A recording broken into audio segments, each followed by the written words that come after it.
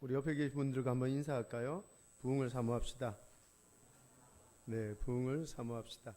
우리 앞뒤로 좌우로 다시 한번 부흥을 사모하시는 분들만 인사 다시 합시다. 부흥을 사모합시다. 네, 부흥을 사모합시다. 요즘 한국 교회는 이것저것을 두들겨 맞아서 멍투성이가 된 아마 문매를 두들겨 맞는 그런 교회가 한국 교회가 아닐까 생각을 합니다. 저는 우리 조국 교회를 욕하고 싶은 마음은 요만큼도 없고 조국 교회를 비판하거나 비난하고 싶은 마음도 요만큼도 없습니다. 지금 이런 상황에서 우리 한국 교회, 우리 조국의 교회가 가장 절실하게 필요로 하는 것이 무엇일까를 고민했습니다. 이렇게 사람들의 입에 오르내리고 욕먹는 교회가 가장 하나님 앞에 필요한 것이 무엇일까? 절실히 필요로 하는 게 뭘까? 생각해 본 것입니다. 2006년 5월 통계청에서 지난 10여 년 동안 각 종교별 인구 변화 추이를 발표한 적이 있습니다. 천주교회는 5%가 상승했다는 거예요. 그리고 불교는 3.9%가 성장했다는 거고 기독교는 마이너스 1.6%가 성장했다는 겁니다. 876만 명의 성도에서 816만 명의 성도로 자그마치 60만 명의 성도가 사라진, 사람들이 뭐 때문에 사라진지 모르겠는데 한국교회가 굉장히 힘들어하는 건 분명한 것 같습니다. 매 한국교회는 마이너스 성장을 하고 있습니다. 이게 사업이라면 아마 다 손 놓을 것 같아요. 매년마다 마이너스 성장하니까 여기에 갔다가 돈을 갖다 넣을 사람이 누가 있겠어요? 여기에 갔다가 틀어막을 사람이 누가 있겠어요? 하면 마이너스인데, 하면 실패하고 패배하고 무너지는 건데 한국교회가 그런 상황이더라는 겁니다. 이건 한국교회만의 문제는 아닙니다. 우리 교회만 돌아봐도 그런 실정이었습니다. 원남교회 60년사를 제가 곰곰이 살펴봤더니만 2005년부터 2013년까지 우리 교회는 계속해서 마이너스 성장을 하고 있었습니다. 2005년 작년 주일학교 포함 563명이었던 교회가 2013년 작년과 주일학교 포함 386명으로 줄어들었습니다. 사람들은 서서히 원남교회를 떠나기 시작했죠. 교회를 사랑하지 않았습니다. 교회에서 사람들을 찾기가 힘들어졌죠. 특별히 청년, 특별히 중고등부 아이들이 없어지기 시작한 때가 이때였던 것 같습니다. 여러분, 그래서 그런지 많은 사람들이 우리 조국의 교회의 가장 절실한 것을 뭐라고 생각하냐 하면 교회 성장이라고 생각하고 있는 거예요. 하나님의 교회가 성장하는 걸 싫어하는 사람은 못 봤습니다. 하나님의 교회가 성장하는 것을 반대하는 사람도 본 적이 없습니다. 저 역시 하나님의 교회가 성장하는 것에 대한 꿈을 가지고 있어요. 하지만 한국교회, 우리 조국의 교회에 정말 필요한 것은 단순한 숫자적 성장이 아니더라는 겁니다. 숫자적 성장을 뛰어넘는, 그것을 뒤집어 엎을 만한 영적 부흥이 우리 속에 일어나야 된다는 것이었습니다. 아멘이십니까? 몇 명의 사람이 모이냐보다 더 중요한 건 얼마나 신실한, 얼마나 준비된, 얼마나 영적으로 무장되어져 있는 사람이 만들어지느냐의 문제라고 얘기하고 있었던 것입니다. 부흥과 성장의 차이가 뭔 줄 아십니까? 말 자체에도 차이가 있죠. 여러분, 부흥이라는 것은 통상적으로 우리나라에선 구별 없이 쓰는 말이지만 부흥과 성장은 엄연히 다른 뜻을 가지고 있습니다. 부흥이라는 말은 말 그 자체 그대로 새롭게 세워지는 것입니다. 다시 살아나는 것입니다. 부흥의 사전적 정의가 그겁니다. 쇠퇴했던 것이 다시 일어나는 것, 죽었던 것이 다시 살아나는 것, 쓰러진 것이 다시 일어서는 것을 부흥이라고 정의합니다. 그러나 성장이라는 것은 그런 게 아닙니다. 수가 많아지는 것이죠. 자라나는 것을 의미합니다. 엄밀히 말해 저는 살찌는 것이라고 생각하고 비만증에 걸린 것이 성장이라고 생각합니다. 좀 더 세부적으로 적용해 보면 성장은 공동체적인 거라면 부흥은 개인적인 것입니다. 성장이 외적인 것이라면 부흥은 내적인 것입니다. 정리하면 그런 겁니다. 어떤 공동체든 한 사람이든 진짜 부흥을 원한다면, 진짜 부흥이 임한다면 그 사람은 반드시 하나님이 원하시는 성장의 단계까지 나갈 수 있게 된다는 것이죠. 우리에게 필요한 것이 뭐냐 묻는다면 저는 성장이 아니라고 생각합니다. 우리에게 필요한 것은 진정한 부흥이 필요한 것이죠. 생각해 보십시오. 우리의 삶의 영역 속에 부흥이 필요 없는 것이 어디냐는 겁니다.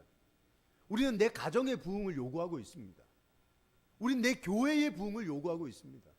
우리는 국가적 부흥을 요구하고 있습니다. 부흥을 싫어하는 사람은 없습니다. 심지어는 하나님께서도 우리 삶과 인생의 부흥을 요구하고 계시고 원하고 계십니다.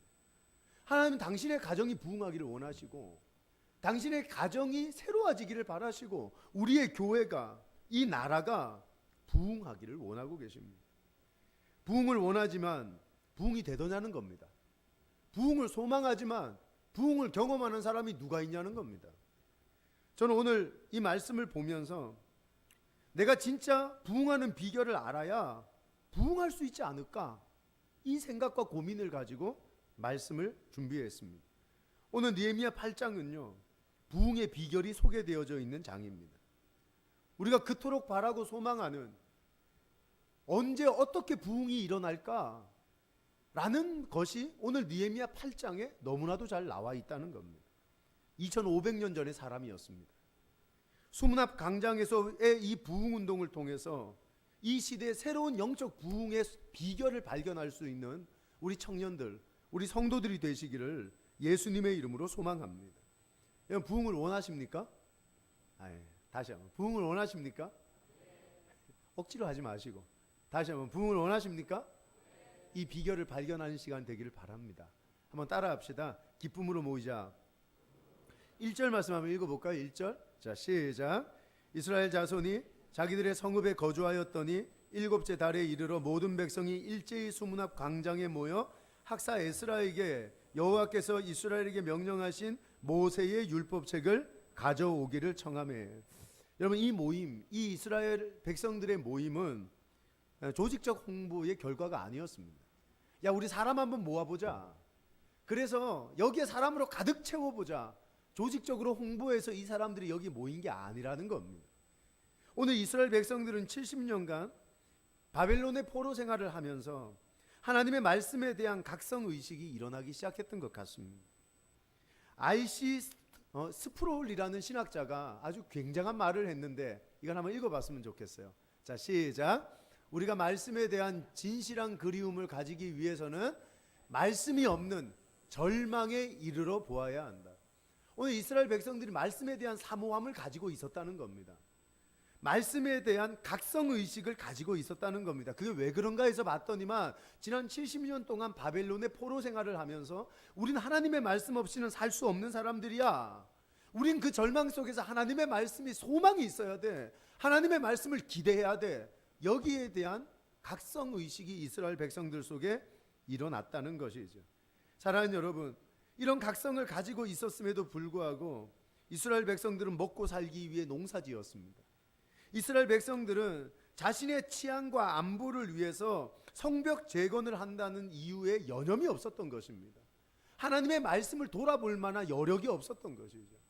결국 그들이 명절이 가까워 온 어느 날 수문 앞 광장에 모여들게 됐습니다. 우린 돈 벌어 먹고 사는 사람들 아니지 않냐? 우린 세상의 성공으로 사는 사람들 아니지 않냐? 우리가 성벽을 짓는다고 그 성벽이 우리를 지켜주는 거 아니지 않냐? 우리에게 정말 필요한 건 하나님의 말씀이었지 않냐?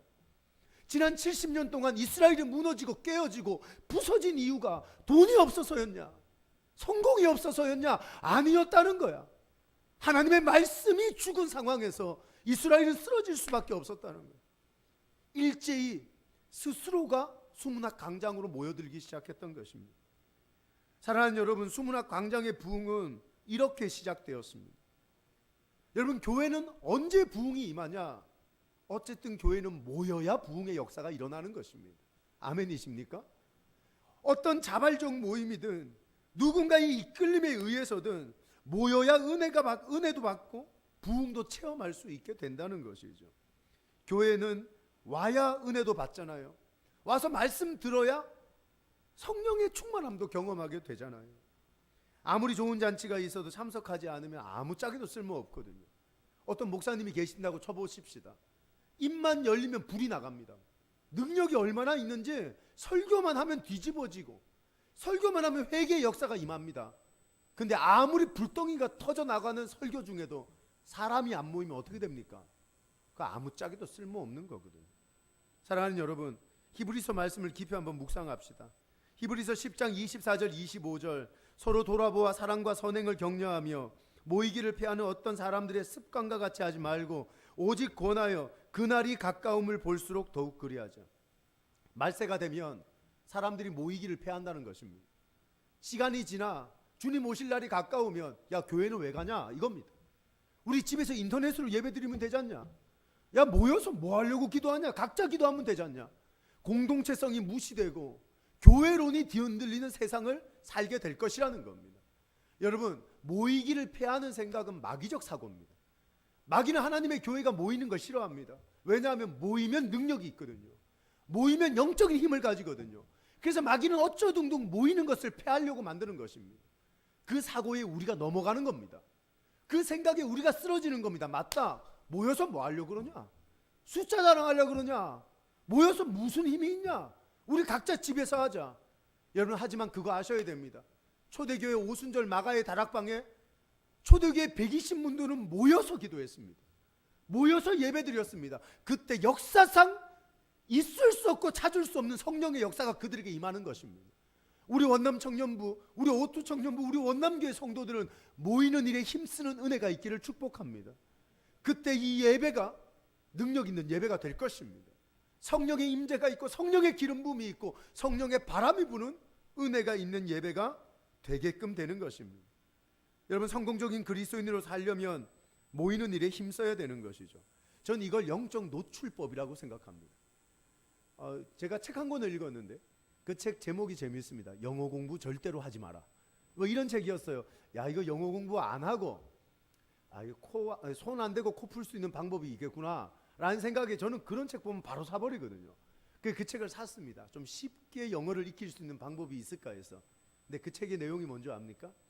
영어는 공부해서 익히는 게 아니라 영어의 문화권 속으로 노출하면 귀가 열리고 입이 터진다는 겁니다. 그 얘기를 하는 겁니다. 그래서 영어 공부는 하는 게 아니라 문화로 뛰어들어야 된다는 것이었습니다.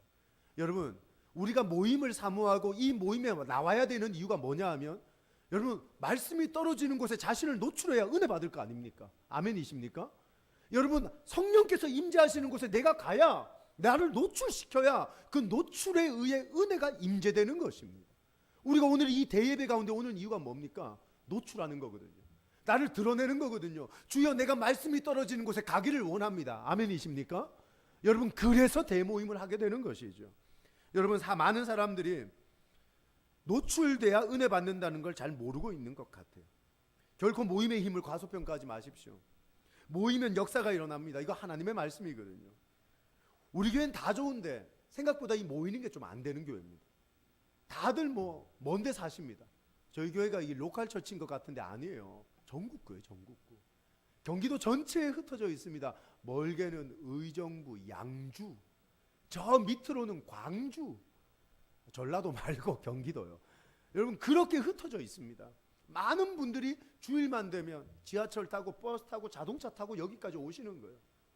그렇게 먼 데서 모이는 게 얼마나 힘들겠습니까? 이해는 하지만 교회가 잘 되고 교회가 성령에 충만한 교회가 되기 위해서는 모이는데 힘쓰는 교회가 돼야 된다는 거죠. 여러분, 우리나라는요, 모임이 얼마나 소중한 것인가를 경험한 나라입니다. 처음에 저 광화문 광장에서 10명, 20명, 50명, 100명이 촛불 들고 서 있을 때 그게 무슨 능력이 있다고 생각했습니까? 야, 너희들이 촛불 들고 노래 부르고 촛불 들고 소리 지른다고 세상이 바뀔 것 같냐? 나라가 바뀔 것 같냐? 우린 그렇게 생각했습니다. 근데 어느 날 100명이 1000명이 됩니다. 1000명이 10,000명이 됩니다. 어느 한 겨울날 보니까 100만 명이 모였다는 겁니다. 놀라운 건 그 모임이 대통령을 바꾸었습니다. 이 나라의 역사를 뒤바꾼 것입니다. 누구도 상상하지 못하는 일이 작은 모임에서부터 시작되더라는 겁니다. 여러분, 이번 말씀 축제 오늘부터 합니다. 이 예배를 마치고 3시 30분부터 우리 교회가 그동안 금식하며 기도하며 준비했던 말씀 축제가 있습니다. 저는 모였으면 좋겠습니다. 하나님의 은혜를 사모하는 사람들의 모임과 그 마음이 하나가 되어서 이 예배당에 집중될 때 하나님은 우리를 그냥 돌려보내지 않으실 겁니다. 아멘이십니까? 여러분, 그렇게 말씀과 기도로 준비된 말씀 축제에 당신을 뒤바꾸는 역사가 나타날 줄 믿습니다. 저는 이번 말씀 축제를 통해서 여러분 모두가 회복의 역사가 일어났으면 좋겠어요. 우리 청년들도 이 모임에 동참하십시다. 할렐루야. 여러분, 소그룹 하시고 3시 반에 다 올라오세요. 안 올라오면 가만히 안 둘 거야. 이거 오래된 건데 가만히 안 두겠어. 죄송합니다. 자, 한번 따라합시다. 말씀을 들어야 산다. 여러분 3절 말씀 읽어볼까요? 3절입니다. 시작. 수문 앞 광장에서 새벽부터 정오까지 남자나 여자나 알아들을 만한 모든 사람 앞에서 읽음에 무백성이 그 율법책에 귀를 기울였는데, 여러분 새벽부터 정오, 우리나라 시간으로 따지면 6시간 정도를 이스라엘 백성들은 그 수문 앞 광장에서 하나님의 말씀을 듣는 일에 집중했다 그럽니다. 비가 펑펑 쏟아졌습니다. 누구도 그들을 막을 수가 없었습니다. 하나님의 말씀이 그들에게 들려지기 시작하는데 그들은 움직일 수가 없는 것입니다. 참을 수가 없는 것입니다. 은혜가 내 온몸을 타고 내려가는 것입니다. 여러분, 사람은 은혜를 받으면 상황이 어떠하든 환경이 어떠하든 말씀 앞으로 걸어가게 되는 것입니다. 아멘이십니까? 오늘 당신이 말씀을 듣는 일에 게으르십니까? 오늘 당신이 말씀을 듣는 일에 귀찮으십니까? 지겨우십니까? 당신 속에 은혜가 사라지고 메말라가기 시작하는 것입니다. 오늘 수문 앞 광장에 비가 철철 쏟아지는 이 시간에 그들은 하나님의 말씀을 듣는 일에 6시간을 투자합니다. 누구도 움직이지 않습니다. 목사님 화장실도 안 갔을까요? 싸서 말렸을 겁니다. 저는 그렇게 생각을 해요. 여러분, 그들이 말씀이 들리는 순간 아멘 아멘 하며 화답합니다. 어떤 사람은 고개를 숙이고 땅에 쳐박고 웁니다. 펑펑 울면서 회개하는 것입니다. 여러분 6절 말씀을 같이 한번 읽어봅시다. 6절 말씀 시작. 에스라가 위대하신 하나님 여호와를 송축하며 모든 백성이 손을 들고 아멘 아멘 하고 응답하고 몸을 굽혀 얼굴을 땅에 대고 여호와께 경배하니라. 여러분 보십시오. 말씀이 들려지니까요, 이런 위대한 일들이 일어나게 되더라는 거죠. 사랑하는 여러분, 성령의 역사는 뭡니까? 누가 그럽니다. 목사님 기도하면 귀신이 쫓겨나가고 병이 고침받고 방언을 하고 통변을 하고. 성령의 역사가 뭡니까? 수아, 성령의 역사가 뭡니까? 가장 위대한 성령의 역사는 따라합시다. 말씀이 들리는 것이다.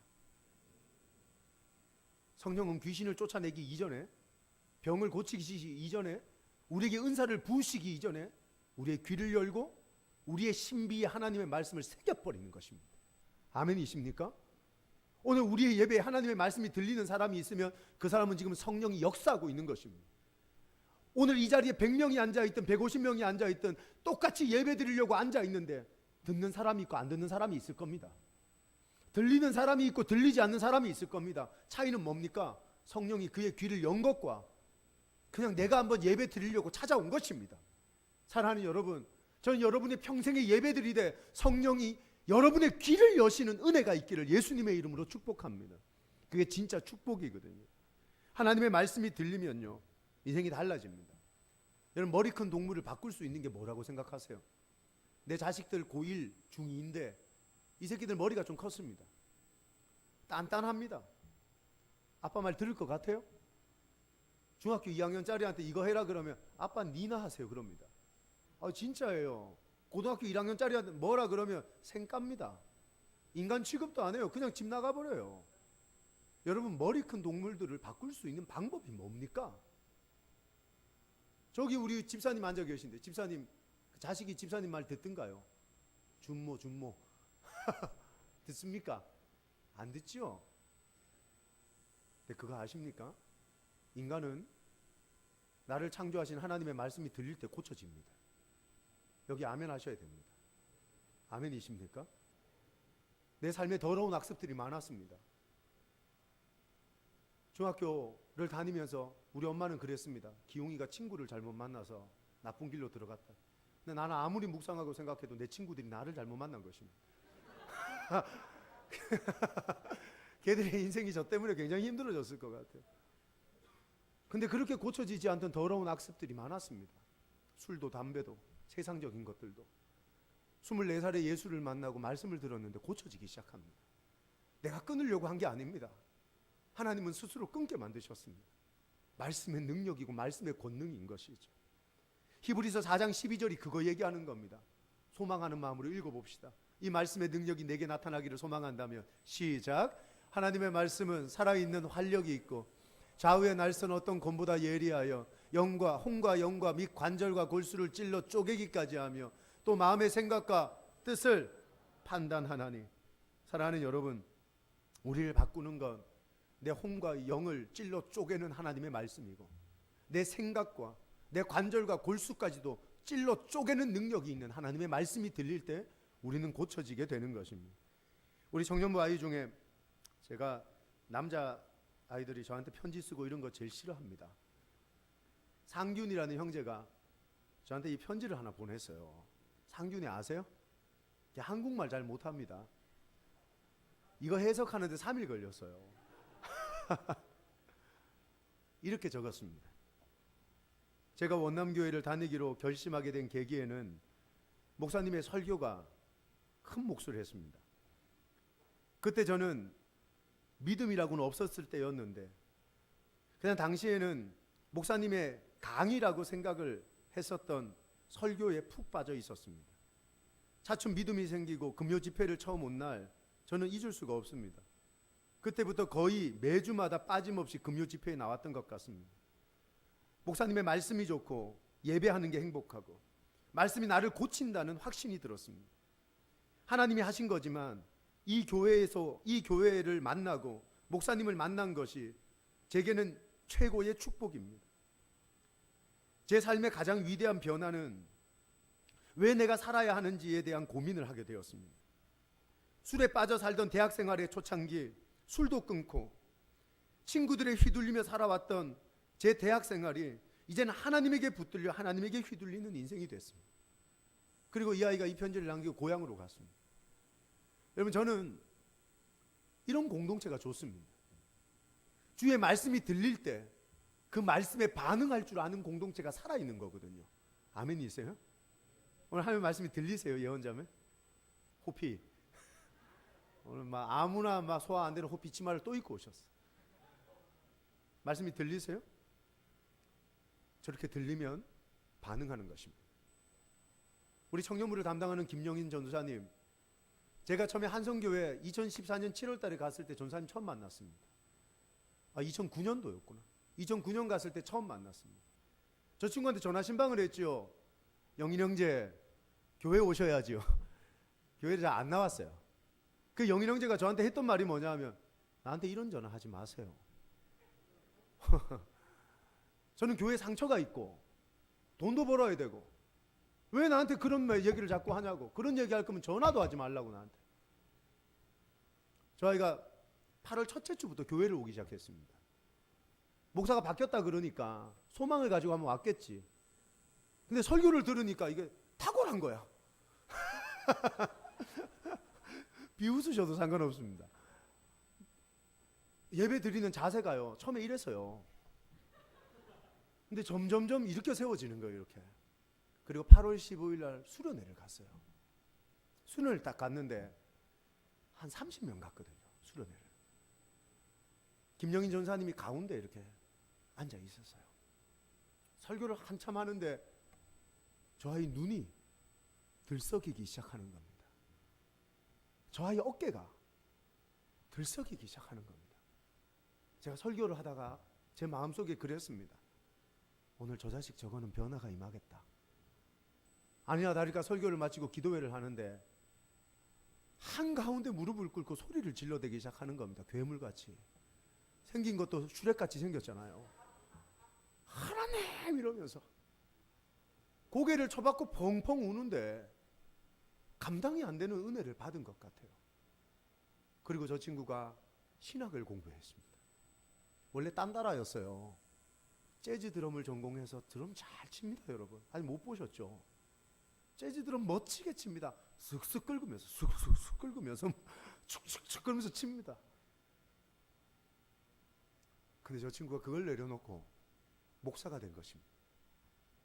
하나님의 말씀이 들리면 그 인생은 옳은 것을 향해 반응하고 바른 것을 향해 움직이기 시작하는 것입니다. 사랑하는 청년이여, 당신이 무엇에 움직이십니까? 당신이 여전히 돈에 움직입니까? 성공에 움직입니까? 당신은 하나님의 말씀이 움직일 줄 아는 살아있는 영이 돼야 됩니다. 아멘이십니까? 오늘 여기에 대한 반응이 없이 내가 세상을 향해 움직이고 돈을 향해 움직인다면 당신의 영은 죽은 겁니다. 당신의 영은 메마른 겁니다. 병든 것입니다.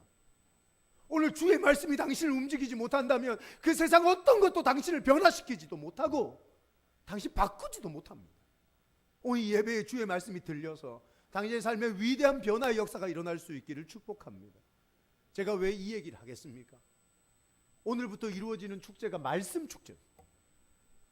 몇천 명 되는 교회 목사님이 오셔서 설교하는 게 아니라 그분의 입술에서 선포되는 하나님의 말씀이 우리를 살리는 것입니다. 아멘이십니까? 기대감을 가지고 이 축제 3일 동안 헌신하시고 시간을 내시고 여러분 모두가 이 축제에서 말씀을 경험하는 역사가 일어날 수 있기를 예수님의 이름으로 소망합니다. 제가 정말 소망하는 건 그것도 있지만 하나 더 있습니다. 전 여러분이 드리는 매주의 이 예배가 당신을 움직이고 고치는 말씀의 축제가 되기를 바랍니다. 전도사님의 설교가, 저같이 아무것도 아닌 목사의 설교가 당신의 심령을 뒤바꾸는 역사가 있기를 소망합니다. 할렐루야. 기대합니다. 여러분의 삶이 말씀으로 말미암아 어떤 변화가 일어날지 소망하고 있습니다. 한번 따라합시다. 세 번째, 자신을 고쳐야 한다. 12절 말씀 한번 읽어봅시다. 자, 시작. 모든 백성이 곧 가서 먹고 마시며. 왜 안 읽어요? 다시 한번 읽어볼까요? 자, 시작. 모든 백성이 곧 가서 먹고 마시며 나누어 주고 크게 즐거워하니 이는 그들이 그 읽어 들려준 말을 밝히 알미라. 하나님의 말씀을 경청한 그들은요, 그저 듣는 것에만 만족하고 끝나지 않았습니다. 먼저 그들에게 나타난 반응이 뭐냐 하면 받은 은혜를 옆에 있는 사람들에게 나누기 시작합니다. 야, 내가 이런 은혜를 받았는데 이런 기쁨이 내게 생겼는데 너희들도 같이 가자. 여러분, 이건 초대교회가 성령 충만함을 받고 나타나는 현상과 똑같은 것입니다. 은혜의 가장 위대한 방편은 타인을 향해 열려진 마음이 생긴다는 것입니다. 나만 은혜를 독점하는 자가 아니라 내가 받은 은혜를 남과 나눌 수 있는 마음이 일어나게 된다는 것이죠. 사랑하는 여러분, 나팔절 축제가 끝납니다. 또다시 이스라엘 백성들이 에스라를 찾아갑니다. 뭐라 얘기하는 줄 압니까? 에스라 선생님, 다시 한번 우리에게 하나님의 말씀을 읽어주십시오. 여러분 보십시오. 하나님의 말씀의 은혜를 받은 사람은 말씀의 자리를 사모하는 것입니다. 아멘이십니까? 말씀을 기대하는 것입니다. 오늘 당신이 정말 교회 다니는 사람이 아닌 성도이십니까? 그러면 매주일마다 이 예배가 기대되고 기다려져야 되는 겁니다. 할렐루야. 오늘은 목사님이 어떤 말씀을 하실까? 오늘은 내게 딱 맞는 어떤 말씀을 준비하셨을까? 여기에 대한 기대감이 없이 예배를 드린다는 건 저주입니다. 저주. 여러분, 예배를 기대하며 사시기를 예수님의 이름으로 축원합니다. 요 근래 내가 예배를 드리는데 기대가 없습니다. 기쁨이 없습니다. 회복이 없습니다. 정말 불행한 거거든요. 너무너무 불행한 것입니다. 여러분, 진짜 부흥은 한번 따라합시다. 진정한 변화를 수반한다. 진짜 부흥은 눈물 한번 찔끔 흘리는 거 아닙니다. 감정적 변화, 내 영혼이 뜨거워지는 것, 내 마음이 뜨거워지는 것이 아닙니다. 진짜 부흥은 하나님의 말씀을 들은 것대로 살아가기로 결단하는 것입니다. 할렐루야. 하나님의 말씀이 내게 끊으라는 것이 있으면 끊어내고, 하나님의 말씀이 내게 가라는 곳이 있으면 가고, 만나지 말아야 될 사람이 있다면 만나지 말고, 먹지 말아야 될 것이 있다면 먹지 말고, 그게 하나님의 말씀의 능력인 것입니다. 오늘 이 말씀이 들려지고도 당신의 삶이 고쳐지지 않는다면 그건 감정의 변화에 불과한 거예요. 전 여러분이 하나님의 말씀을 통해 순종해서 당신의 말이 변화되고 당신의 행동이 변화되고 당신의 삶의 변화가 임재되는 역사가 나타나기를 주님의 이름으로 축복합니다. 오늘 주님의 말씀은 여전히 당신에게 변화를 요구할 것입니다. 예원아, 그지? 하나님 당신에게 술 끊기를 원하시지, 그지? 하나님은 시때때로 우리에게 내가 만나고 있는 남자친구도 끊어내기를 바라고 있을 때도 있고, 내가 만나고 있는 여자친구와 헤어지기를 원하실 때도 있고, 때때로는 내가 미워하고 있는 내 아버지를 용서하기를 바라실 때도 있어요. 근데 우리는 그렇게 하고 싶어 하지 않죠. 그때 싸움이 나는 거예요. 하나님의 말씀과 내 생각 간의 싸움이, 전쟁이 일어나는 것이죠. 사랑하는 여러분, 그래서 우리가 성령 충만해야 되는 것입니다. 아멘이십니까? 하나님이 원하시는 말씀대로 살아가는, 말씀대로 변화가 일어나는 위대한 은혜의 역사가 여러분 속에 일어날 수 있기를 주님의 이름으로 축복합니다. 여러분, 느헤미야 8장 8절을 보면 하나님의 율법책을 낭독하고 그 뜻을 해석하여 백성에게 그 낭독하는 것을 다 깨닫게 하니, 이스라엘 백성들이 하나님의 말씀을 깨닫습니다. 하나님의 말씀이 들려진 것입니다. 말씀을 듣고 은혜를 받았다는 겁니다. 그리고 어떤 결과가 나왔는지를 보십시다. 9장으로 넘어가면 2절 보십시오. 2절. 이스라엘 백성들은 다른 이방 민족과의 관계를 청산합니다. 우상을 제거합니다. 이게 삶의 변화입니다. 이게 예배입니다. 이 자리에 나와서 예배당에 앉아 있다고 예배 드리는 거 아닙니다. 진짜 예배는 당신의 마음의 변화, 생각의 변화, 말의 변화, 행동의 변화가 일어날 때 그게 진짜 변화인 것입니다. 그게 진짜 예배인 것이죠. 그리고 3절에 이스라엘 백성들의 예배가 회복됩니다. 단순히 나와 있던 이 형식적인 예배가 아닌 삶을 뒤바꾸는 영적 예배의 역사가 일어나게 되는 것이죠. 또 4절에 보니까 기도의 능력이 나타나더라는 것입니다. 사랑하는 여러분, 우리가 눈물 한번 흘리는 것으로, 우리가 사람의 숫자가 늘어나는 것으로 부흥이라고 말하는 건 틀렸습니다. 내 영혼이 뒤집어지는 게 부흥입니다. 내 삶이 변화되는 것이 부흥입니다. 오늘 여기에 대한 소망과 갈망이 여러분 속에 있기를 주님의 이름으로 축복합니다. 우리 교회 어떤 분들이 저를 찾아왔습니다. 그래서 저한테 그러더라고요. 목사님, 교회가 문제가 많습니다. 제가 보니까 목사님도 문제가 많습니다. 괜찮아요. 저는 그런 소리 하도 많이 들어가죠. 상처를 잘 안 받습니다. 근데 오늘 이 말씀을 보면서 제가 느끼는 건 교회도 문제가 아니고 목사도 문제가 아니고 부흥을 경험하지 못한 내가 문제인 것입니다. 아멘이십니까? 오늘 변화되어야 되는 건 내 자신입니다. 상황이 바뀌길 기대하기보다 오늘 당신이 변화하기를 기대하시는 예배가 되시기를 예수님의 이름으로 축복합니다. 우리 청년 여러분, 우리 성도 여러분, 평생을 한번 사시다가 주님 앞에 갈 텐데 이 영적 부흥을 경험해 봐야 되지 않겠습니까? 이렇게 살다가 주님 앞에 가면 얼마나 부끄럽겠습니까? 하나님, 우리 공동체 영적 부흥을 허락하여 주시옵소서. 내 영혼이 당신의 말씀으로 새로워지는 은혜를 경험하게 하여 주시옵소서. 우리 다 같이 한번 찬양하고 기도하기를 원합니다. 찬양하겠습니다.